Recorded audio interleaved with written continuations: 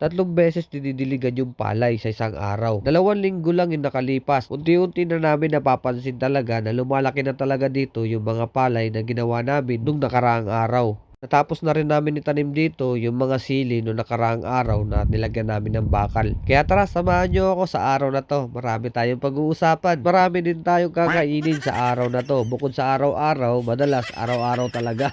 Hi guys, this is Ben. Another day, another vlog. Kamusta kayong lahat? Hindi na gaano karamihan yung bunga talaga ng strawberry ngayon dahil kita nyo naman yung nakaraang araw o isang araw, maliliit talaga yung bunga. Ilang piraso na lang din yung kinukuha ko ng planggana dito. Hindi na gaano karamihan kasi nga hindi na umaabot talaga ng mga 50 peraso yung nakukuha namin na strawberry. Kapag ganito naman yung itsura ng panahon nila, yung parang mahamog, hindi ibig sabihin malamig yan. Pag ganyan kasi yung itsura ng panahon nila, mainit yan pag tuwing tanghali. Maaga kasi akong gumising dito, 4:30 pa lang ng umaga, pero kung makikita nyo dito, parang alas 6 na. Hindi mo talaga agad makikita dito yung mga matataas na bundok dahil tatakpan nga ng hamog. Pero unti-unti din siyang nawawala talaga. Hindi naman talaga permanent sa isang araw, ganito talaga. Pagdating ng tanghali, yan, mawawala na yan. Kaya tuloy pa rin yung pagpipitas namin sa araw-araw, pero habang nagpipitas kami dito, may mga tinatanim din kami ng mga ibang mga halaman. Mga halaman o di kaya mga prutas, basta mga parting gulay. Ayan na, kumain na naman ng pisti. Marami pa rin kami nakukuha talaga na pampaking, kaso mas marami pa rin dito yung mga pangit na bunga. Kaya yung ginagawa ko, kinakain ko na lang dito yung mga pangit na nakikita ko. Lalo na pag sobrang dami, sigurado talaga kakainin ko talaga lahat yan. Kaya hindi ko talaga papalampasin yung oras na yan. Pag nakakita ako ng mga pangit, dyan ako naiinis, kaya kinakain ko na agad yan. Nung pagkalabas ko nga dito ng mga alas 8 ng umaga, unti-unti na nawawala dito yung mga hamog. Kasi pag oras talaga ng tanghali, yan, makikita nyo talaga dito yung kumakain. Pagkadating ng tanghali, eto na siya. Sobrang trick na yung araw. Parang wala lang nangyari, di ba? Doble na sa pagod, doble pa sa init talaga. Nararamdaman ko dito kasi sobrang trick na yung araw. Kaya hindi mo talaga mapipigilan, hindi kumain. Tignan nyo to. Tignan nyo yung tumubo dito. Kakaibang halaman, oh. Yun, oh. Ba? Ay! Yung ano, Makati, oh. Makati yan. Yun yung puti na yan, Makati yan. Tanggalin natin.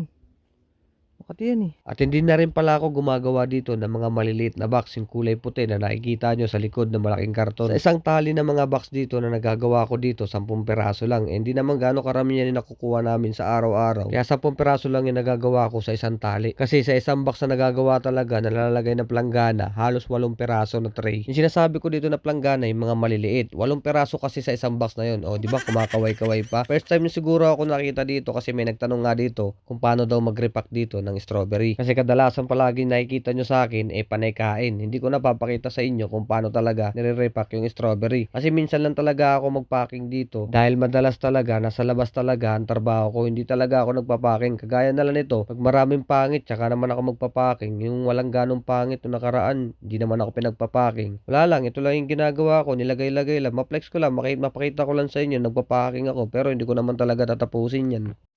Kita mo yan, ang lalaki na ng mga palay, oh. Pwede nang itanim, pero hindi pa pwede yan. Maliliit pa yan, lalaki pa yan.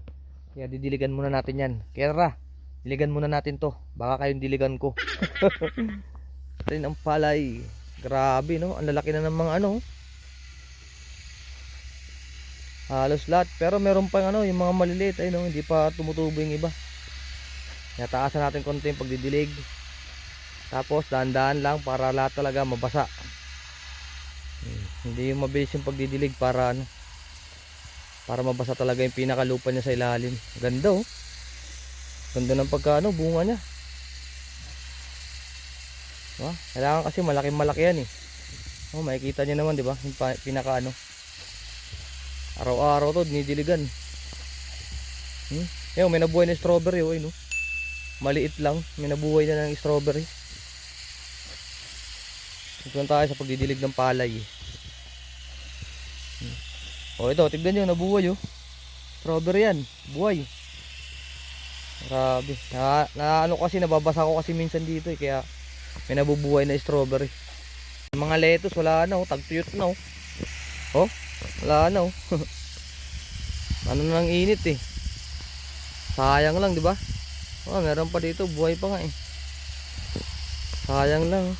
Yan yung asin tinira, hindi na lang kasi pinapatay, eh. Pinawasan lang. Sayang lang, pero nakakuha tayo dyan ng pantanim. Ngayon, tatlong balik kasi to para ano, basang-basa. Tarig na tarig kasi yung araw dito sa loob pag sobrang init talaga. Ang ganda ng pagkaano. Hindi pa yung pinaka-finish product niyan, hindi pa. Pinaka-finish product.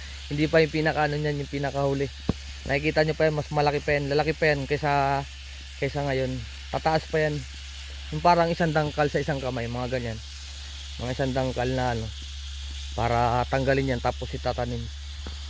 Kaya malalaman nyo kung paano namin tinatanim yan. Nakikita nyo yan sa sunod na linggo, di kaya sunod na buwan. Kasi medyo matagal-tagal pa eh. Ayun ako, yung iba kasi wala pa eh. Hindi pa ano eh.